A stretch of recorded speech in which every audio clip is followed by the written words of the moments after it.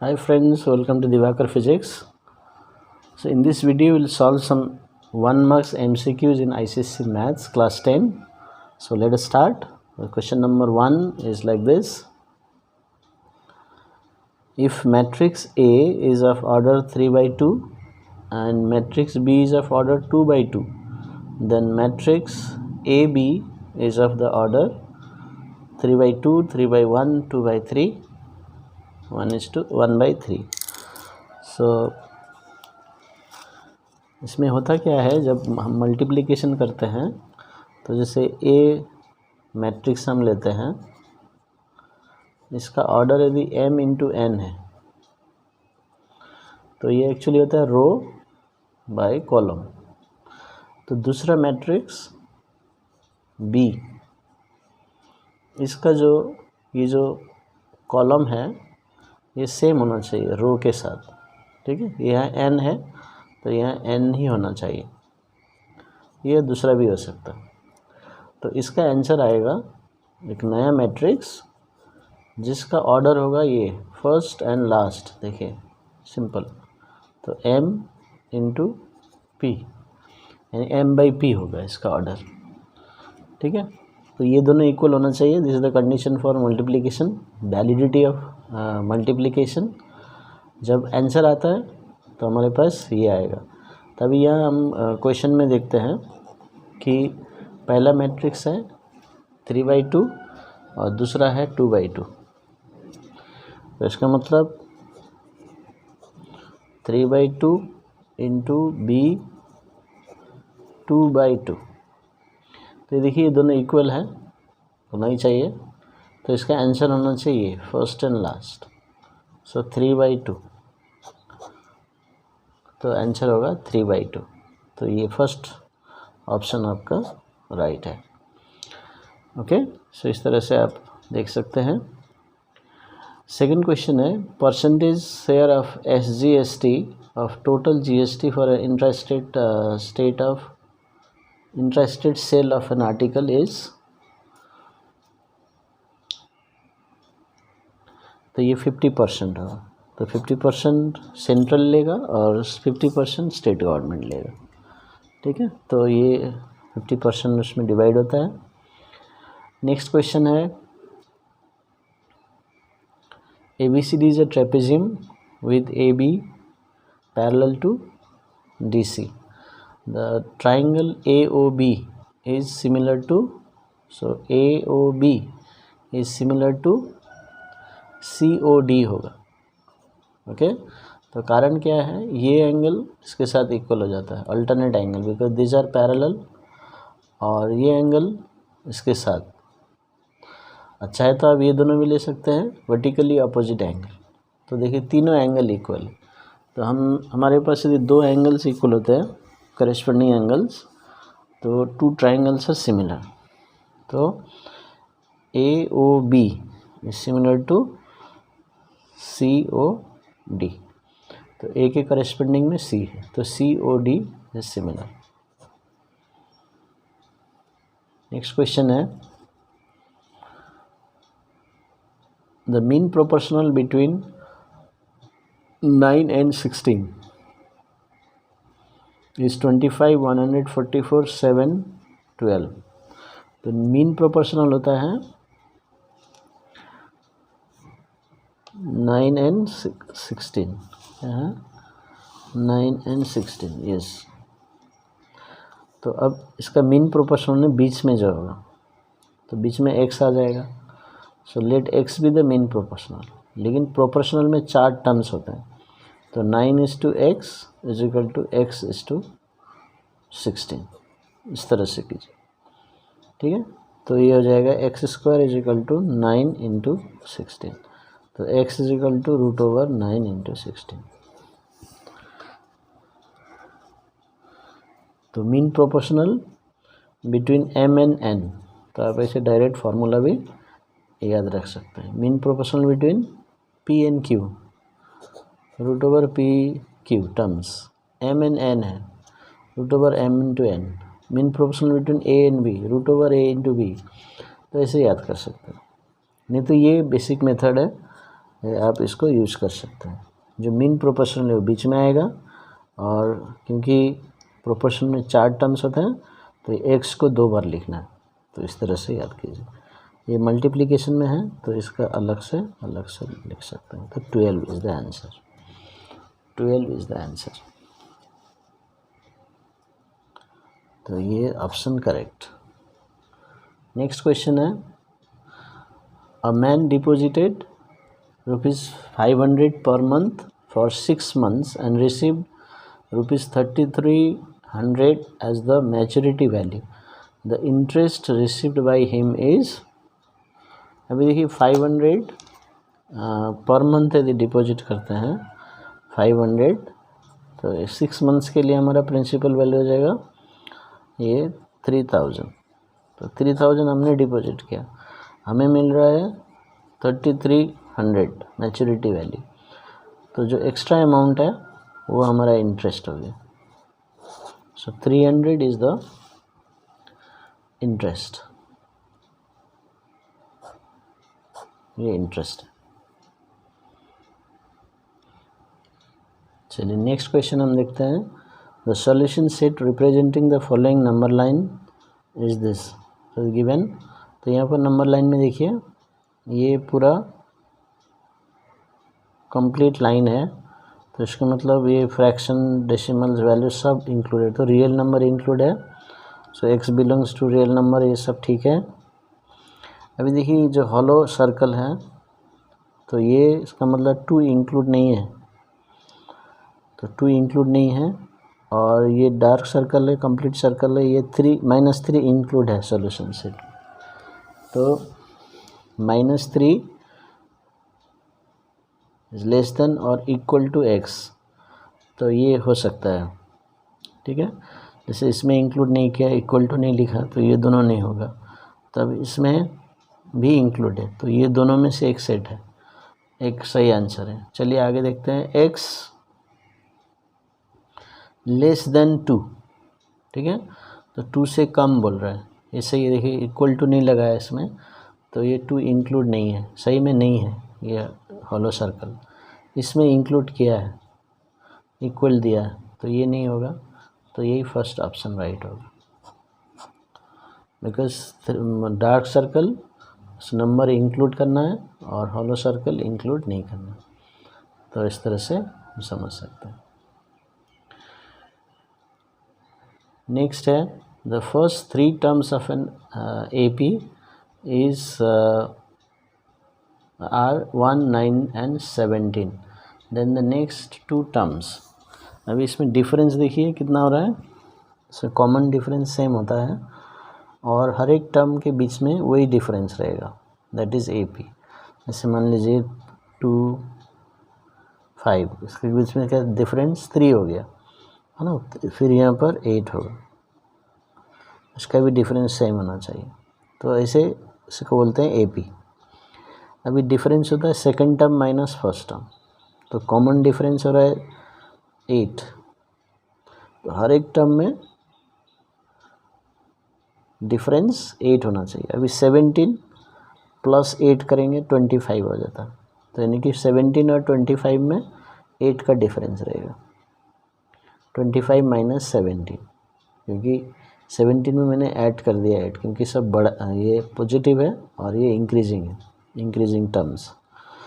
तो 25 ये हो सकता है और ये भी हो सकता है आंसर में। फर्स्ट देखिए 25 ये नहीं होगा। देन नेक्स्ट 25 में फिर क्या होगा, जैसे 1, 9, 17, नेक्स्ट टर्म 25 है, 25 में फिर 8 ऐड कीजिए, 25 + 8 33 होगी। तो नेक्स्ट 2 टर्म्स ये आ गए। तो देखिए कौन सा मैचिंग हो रहा है, 25 35 नहीं होगा, 25 33, सो ये सही होगा। तो हमेशा AP में कॉमन डिफरेंस सेम होता है, ठीक है। ओके, नेक्स्ट है, if triangle ABC is similar to triangle QRP। तो ट्राइंगल ABC,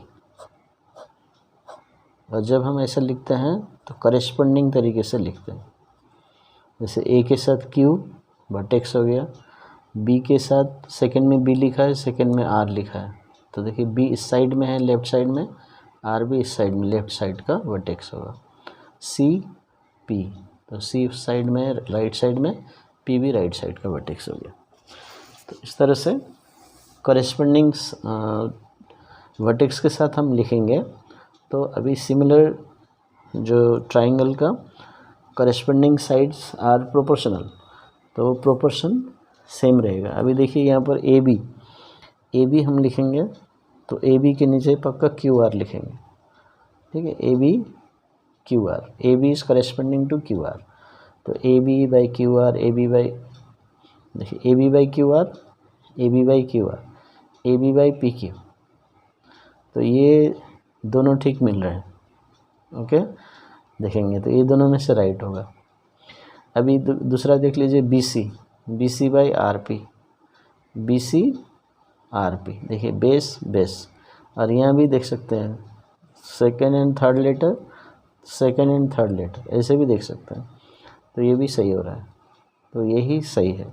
यहाँ पर लिखा है B C by Q P, B C by Q P first and third आ गया, बी सी और क्यू पी नहीं है ना, तो ये कॉरेस्पॉन्डिंग साइड्स इस तरह से लिखते हैं।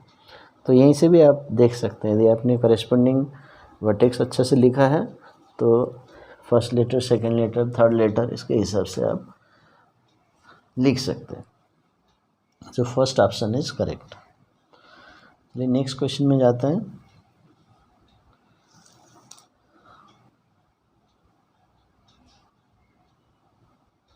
इसमें बताया x belongs to whole number, ये होल नंबर है, then the solution set of equation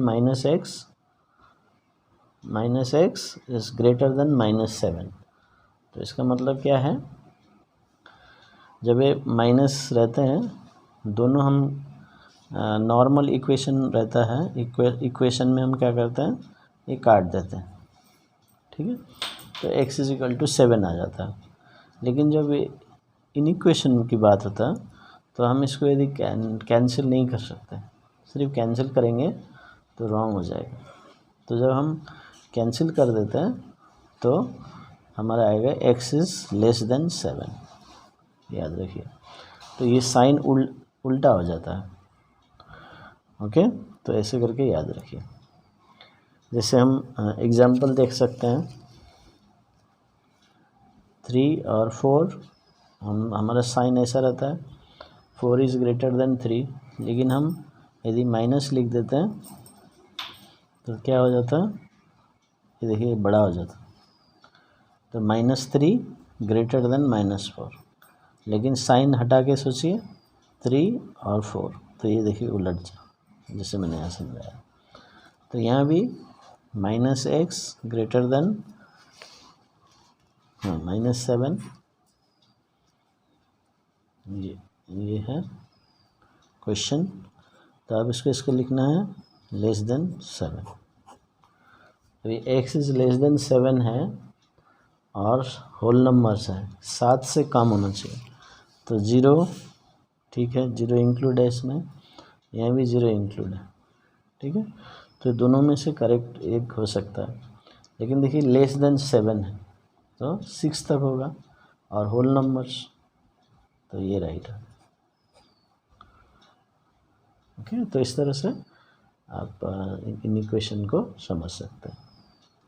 next question है क्वाड्रेटिक इक्वेशन से। Roots of quadratic equation 4x² - 7x + 2 = 0 are given 1.390, 0.359, the roots correct to 2 significant figures. अभी significant figures में आपको लिखना है, तो कौन सा राइट होगा, इसमें आप देख सकते हैं 2 सिग्निफिकेंट फिगर्स, तो 1.39 ये 3 है, इसमें है 2 लेकिन 1.3 है, यानी कि 9 को हटा दिया, तो 9 को हम राउंड करेंगे तो ऑब्वियसली 4 लिखना पड़ेगा, तो ये सही है,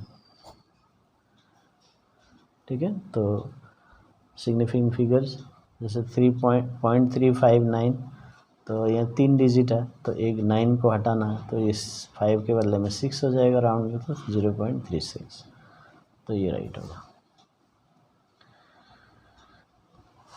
question number 11, 1.5, 3, x and 8 are in proportion, then x is equal to, तो ये जैसे प्रोपोर्शन का क्वेश्चन है तो इसको आसानी से सॉल्व कर सकते हैं।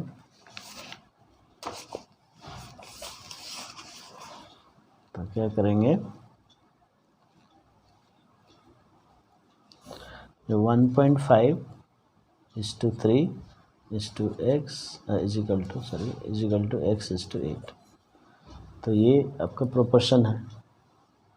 तो इसमें क्या करते हैं, मीन टर्म्स और एक्सट्रीम टर्म्स को मल्टीप्लाई कर देते हैं तो इक्वल होता है। सो x इसमें है, 3x is equal to 1.5 into 8, so x is equal to 1.5 into 8 divided by 3,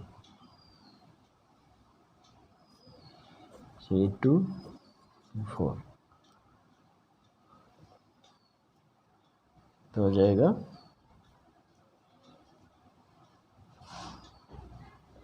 4 is the correct answer.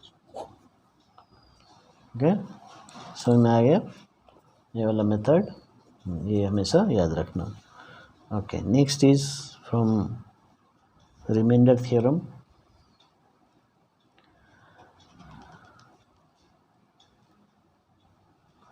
If a polynomial 2x square minus 7x minus 1 is divided by x plus 3, then the remainder is, जब भी polynomial को divide करते हैं जैसे x plus 3 से, तो x plus 3 is taken as root, तो x is equal to -3, तो इसको हम पुट कर देते हैं। ये है आपका 2x square minus 7x minus 1 is the polynomial, ये पोलिनोमियल। अब इस पोलिनोमियल में जो x को -3 हम पुट करेंगे, ये -3 जो आएगा वही रिमाइंडर होगा। तो x प्लस 3 दिया है, इससे हम डिवाइड करेंगे, तो x प्लस 3 को 0 लिखिए, is equal to 0, x is equal to -3, तो वो वैल्यू यहाँ पुट कर दीजिए। So 2 into -3 square -7 -3 plus 1, sorry -1, 2 into 9 plus 21 -1,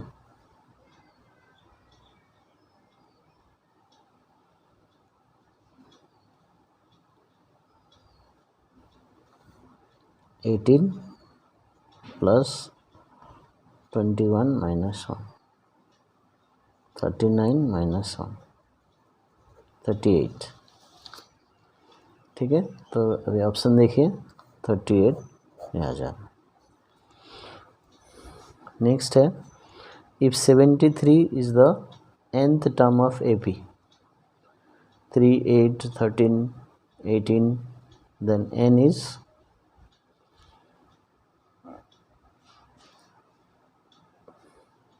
73 is the nth term.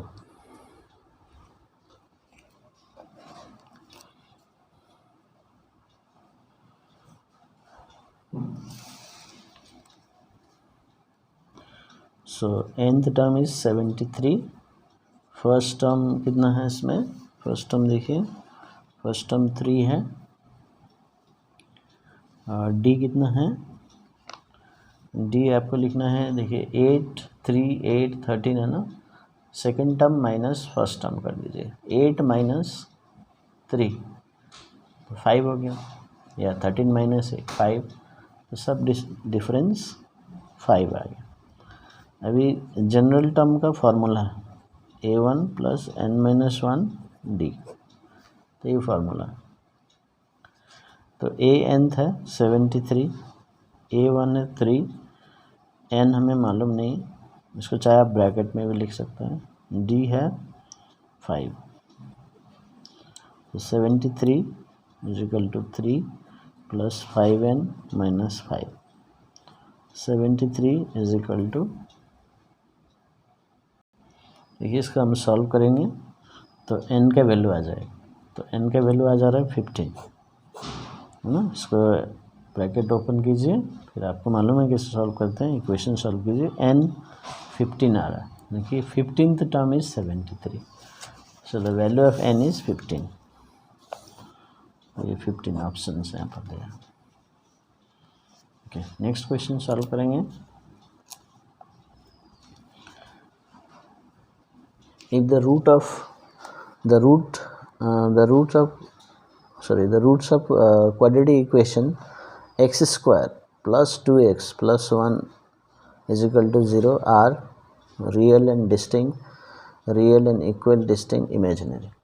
तो यहाँ पर नेचर ऑफ रूट्स का पता करने के लिए हमें क्या निकालना है, D discriminant B square minus 4ac, ये आपको यूज़ करना है। तो चलिए इक्वेशन से हम निकाल लेते हैं। तो इक्वेशन है x square plus 2x plus 1, x square plus 2x plus 1 is equal to 0। तो इसमें a लिखना है आपको एक्स स्क्वायर का कोफिशिएंट, एक्स स्क्वायर का कोफिशिएंट क्या है, 1 है। फिर x का कोफिशिएंट क्या है, वो b होता है प्लस 2, या सिर्फ 2 लिख सकते हैं। c जो कॉन्स्टेंट है। अभी d is equal to B square minus 4ac, 4 minus 4 into 1 into 1, देखिए 0 आ जाएगा। तो d 0 है, तो ये इक्वल एंड रियल होगा, तो ये ऑप्शन करेक्ट है। ठीक है, क्योंकि x का फॉर्मूला क्या होता है, minus B plus minus root over D by 2a।